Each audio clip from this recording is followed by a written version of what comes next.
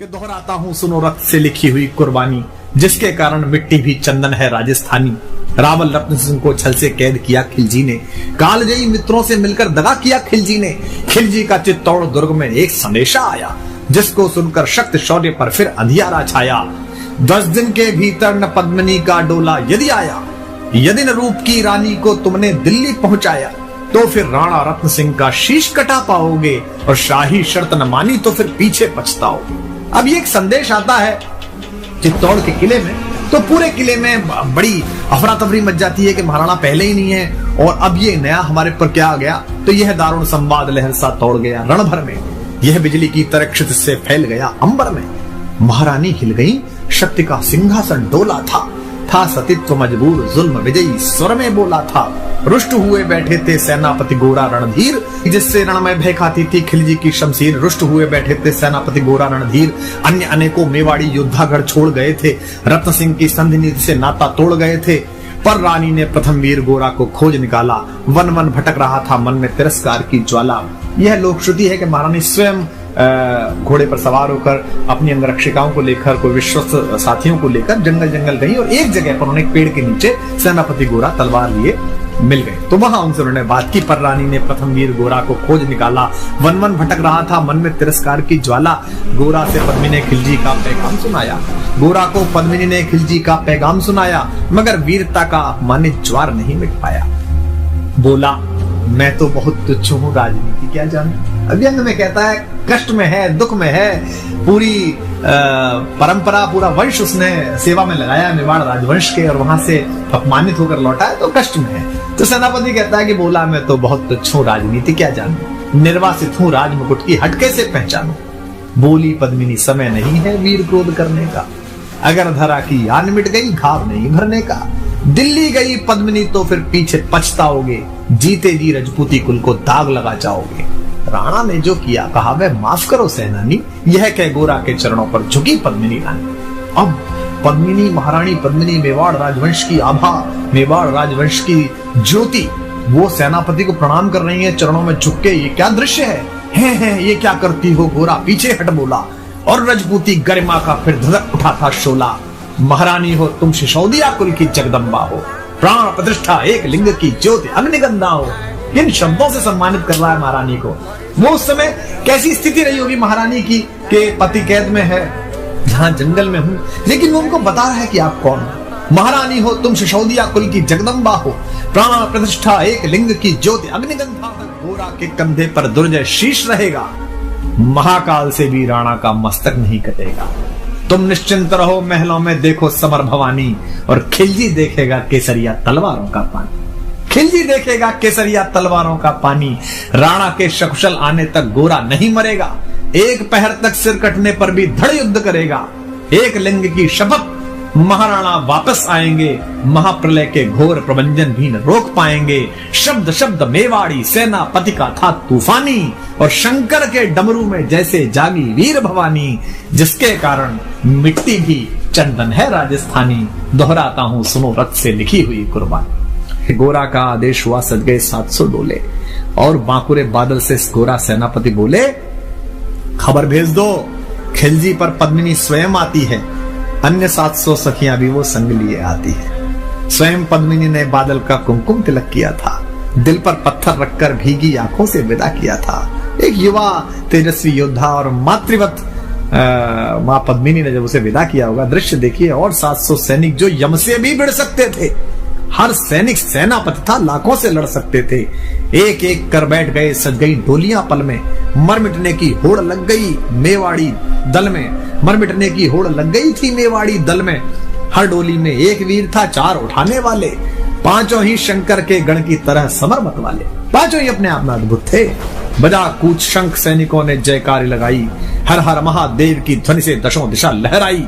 गोरा बादल के अंतस में जगी ज्योति की रेखा, मातृभूमि चित्तौड़ दुर्ग की ओर फिर जी भर कर देखा। मातृभूमि चित्तौड़ दुर्ग को फिर जी भर कर देखा। कर अंतिम प्रणाम घोड़ों पर चढ़े सुभग अभिमानी। उन्हें पता है कि वो जहां जा रहे हैं वहां से जीवित वापस आना बहुत मुश्किल है। कर अंतिम प्रणाम घोड़ों पर चढ़े सुभट अभिमानी, देशभक्ति की निकल पड़े लिखने को अमर कहानी। जिसके कारण मिट्टी भी चंदन है राजस्थानी, दोहराता हूं सुनो रक्त से लिखी हुई कुर्बानी। जा पहुंचे डोलियां एक दिन खिलजी की सरहद में, उधर दूत भी जा पहुंचा खिलजी के रंग महल में। बोला शहंशाह पद्मिनी मलिका बनने आई है, रानी अपने साथ हुस्न की कलियां भी लाई है, एक मगर फरियाद फकत उसकी पूरी करवा दो, राणा रत्न सिंह से केवल एक बार मिलवा दो। खिलजी उछल पड़ा यह कह फौरन हुक्म दिया था, खिलजी उछल पड़ा यह कह फौरन हुक्म दिया था, बड़े शौक से मिलने का शाही फरमान दिया था। वह शाही फरमान दूत ने गोरा तक पहुंचाया, गोरा झूम उठे क्षण बादल को पास बुलाया। बोले बेटा वक्त आ गया अब कट मरने का, बोले बेटा वक्त आ गया है अब कट मरने का, मातृभूमि मेवाड़ दरा का दूध सफल करने का। यह लोहार पद्मिनी भेष में बंदी ग्रह जाएगा, केवल 10 डोलियां लिए गोरा पीछे धाएगा, यह बंधन काटेगा हम राणा को मुक्त करेंगे। घुड़सवार कुछ उधर आगे की तैयार रहेंगे, जैसे ही राणा आए वे सब आंधी बन जाएं और उन्हें चित्तौड़ दुर्ग पर वे सकुशल पहुंचाएं।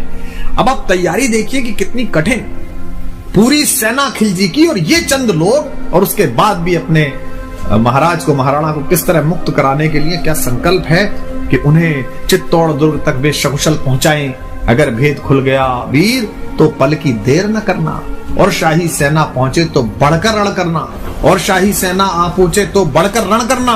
राणा जाए जिधर शत्रु को उधर न बढ़ने देना, और एक यवन को भी उस पथ पर पांव न धरने देना। मेरे लाल लाड़ले बादल आन न जाने पाए, तिल तिल कट मरना मेवाड़ी मान न जाने पाए। ऐसा ही कोगा काका रजपूती अमर रहेगी, बादल की मिट्टी में भी गौरव की गंध रहेगी। क्या तो गोरा है और क्या उसका भतीजा बादल। ऐसा ही होगा काका रजपूती अमर रहेगी, बादल की मिट्टी में भी गौरव की गंध रहेगी। तो फिर आ बेटा बादल सीने से तुझे लगा लूं, हो न सके शायद अब मिलना अंतिम लाड़ लड़ा लूं। यह कह बाहों में भरकर बादल को गले लगाया, धरती कांप गई अंबर का अंतस मन भर आया। सावधान कह पुनः बढ़े पथ पर गोरा सेनानी, ऐसा ना हो जाए कमजोर हो जाए, इसने कहा सावधान कह पुनः बढ़े पथ पर गोरा सेनानी। पहुंच लिया झट से मुड़कर बूढ़ी आंखों का पानी, पहुंच लिया झट से मुड़कर बूढ़ी आंखों का पानी, जिसके कारण मिट्टी भी चंदन है राजस्थानी। दोहराता हूं सुनो रक्त से लिखी हुई कुर्बानी। लिपट गए गोरा से राणा, गलती पर पछताए, सेनापति की नमक हलाली देख नयन भर आए। पर खिलजी का सेनापति पहले से ही शंकित था, उसे अंदाजा था कि कुछ गड़बड़ है। ऐसे लोग नहीं है जो इतने आराम से मान जाएंगे, ये तिरानी आ रही है और उसकी सखियां आ रही हैं, उसको संकट था। पर खिलजी का सेनापति पहले से ही शंकित था, वह मेवाड़ी चट्टानी वीरों से आतंकित था। जब यह मिलन लखा समझ पद्मिनी नहीं आई है, मेवाड़ी सेना खिलजी की मौत साथ लाई है। पहले से तैयार सैन्य दल को उसने ललकारा, निकल पड़ा टिड्डी दल, रणका बजने लगा नगाड़ा। दृष्टि फिरी गोरा की मानी, राणा को समझाया, रण मतवाले को रोका, जबरन चित्तौड़ पठाया कि आप तो जाई। राणा चले तभी शाही सेना लहरा कर आई। राणा इधर चले, उधर से शाही सेना को संकेत हुआ, कह रहे तो राणा को इन्होंने मुक्त करा लिया। राणा चले तभी शाही सेना लहरा कर आई, खिलजी की लाखों नंगी तलवारें पड़ी दिखाई। खिलजी ललकारा, दुश्मन को भाग न जाने देना, रत्न सिंह का शीश काटकर ही वीरो दम लेना। टूट पड़ो मेवाड़ी शेरों बादल सिंह ललकारा, हर हर महादेव का गर्जा नववेदी जयकारा। निकल डोलियों से मेवाड़ी बिजली लगी चमकने, काली का खप्पर भरने तलवारें लगी खटकने। वही जो सब बैठ के आई थी सखियों के वेश में, जो सबक सेनापति आए थे, जो सेना नायक आए थे, वो लड़ मरे। राणा के पथ पर शाही सेनापति तनिक बढ़ा था, पर उस पर तो गोरा हिमगिरी सा अड़ा खड़ा था। कहा जफर से, एक कदम भी आगे बढ़ न सकोगे, यदि आदेश न माना तो कुत्ते की मौत मरोगे। रत्न सिंह तो दूर, न उनकी छाया तुम्हें मिलेगी, दिल्ली की भीषण सेना की होली यही चलेगी। यह कह महाकाल बनकर गोरा रण में हुंकारा, लगा काटने शीश समर में बही रक्त की धारा। खिलजी की असंख्य सेना से गोरा घिरे हुए थे, पर वे मानो रण में मृत्युंजय बने हुए थे। इतने सारे सैनिक और एक योद्धा, पुण्य प्रकाशित होता है जैसे अगणित पापों से, फूल खिला रहता असंख्य कांटों के संतापों से। वो मेवाड़ी शेर अकेला लाखों से लड़ता था, बड़ा जिस तरफ वीर उधर ही विजय मंत्र पढ़ता था। इस भीषण रण से दहली थी दिल्ली की दीवारें, गोरा से टकरा कर टूटी खिलजी की तलवारें। मगर कयामत देख अंत में छल से काम लिया था, गोरा की जंघा पर अरि ने छिपकर वार किया था, पैर पर तलवार मार दी। जो ही गिरे वीरवर गोरा जफर सामने आया। शीश उतार दिया धोखा देकर मन में हर्ष आया। मगर वाहरे मेवाड़ी गोरा का धड़ भी दौड़ा, किया जफर पर वार की जैसे सिर पर गिरा हथौड़ा। एक बार में ही शाही सेनापति चीर दिया था, जफर मोहम्मद को केवल धड़ ने निर्जीव किया था। जब उनके शीश समर भूमि में उतरते थे, जब उनके शीश समर भूमि में उतरते थे, वे ऐसे लोग थे जिनके कबंध लड़ते थे, तो उनका कबंध उनका धड़ लड़ रहा। जफर मोहम्मद ज्यों ही जफर कटा शाही सेना का साहस लर्जा, काका का धड़ लख बादल सिंह महारुद्र सा गरजा। अरे कायरो नीच बांगड़ो छल में रण करते हो, किस बूते पर जवा मर्द बनने का दम भरते हो। यह कहकर बादल उस क्षण बिजली बनकर टूटा था, मानो अंबर से धरती पर अग्निशिरा छूटा था। ज्वालामुखी फटा हो जैसे दरिया हो तूफानी, सदियों दोहराएंगी बादल की रणरंग कहानी। क्या पंडित जी ने क्या उत्तम शब्द इस्तेमाल किया है, सदियों दोहराएंगी बादल की रणरंग कहानी। अरिका भाला लगा पेट में आते निकल पड़ी थी, जख्मी बादल पर लाखों तलवारें खिंची खड़ी थी। कसकर बांध लिया हाथों को केसरिया पगड़ी से, पेट फट गया और पगड़ी उतारी और इस पर बांधी। रंचक डिगा नभा प्रलयंकर सम्मुख मृत्यु खड़ी से। अब बादल तूफान बन गया, शक्ति बनी फौलादी, मानो खप्पर लेकर मैं रण में लड़ती हो आजादी। उधर वीरवर गोरा का धड़ अरिदल काट रहा था, उधर वीरवर गोरा का धड़ अरिदल काट रहा था, और इधर बादल लाशों से भूतल पाट रहा था। आगे पीछे दाएं बाएं जमकर लड़ी लड़ाई, उस क्षण समर भूमि में लाखों बादल पड़े दिखाई। मगर हुआ परिणाम अंत में वही कि जो होना था, उनको तो कण कण अरियों के शोणित में धोना था। मेवाड़ी सीमा में राणा सकुशल पहुंच गए थे, गोरा बादल तिल तिल कटकर रण में खेत रहे थे। एक एक कर मिटे सभी मेवाड़ी वीर सिपाही, रत्न सिंह पर लेकिन रंचक आंच न आने पाई।